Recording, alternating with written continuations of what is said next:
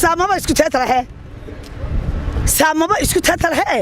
kuwa soo hadal qaaday iyo kuwa qoraalka qorayay iyo kuwa reernimo kaaliftirkiisa ku difaacayo wixiinaba fadaraatihiin maamada qaranka jamhuuriyadda Soomaaliland xagasho ma geeyde waxay geeydaa adeer shantii saakan soo baxay ilaa hadda waan taaganahay si aad soo dhaweyso way maxaan soo dhaweyn waayay qarannimadan ka bartay oo waxaan ka bartay dal jacaylka oo waxaan ka bartay ayniga ay taagan tahay kabaha ay xirantay ana xirantay kabaha inaan wax noqdo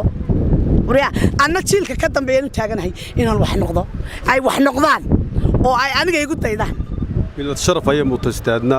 dadka dunidu way yar yihiin dadka shahaadada soo kala qaata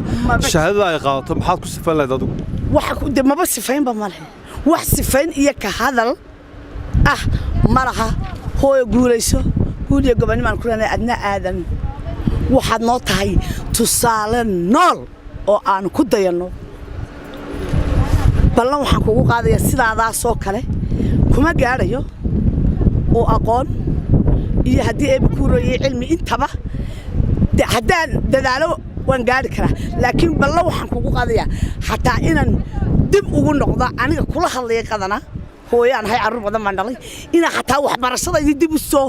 celiyo adiga madaxaaga dartii si aan ku bedelo ma arka qarankan cid kale oo dagaalamaysa waxa mustaqbalka aad la yar baan doonayaan noqdo insha Allah bidmillaahi kariim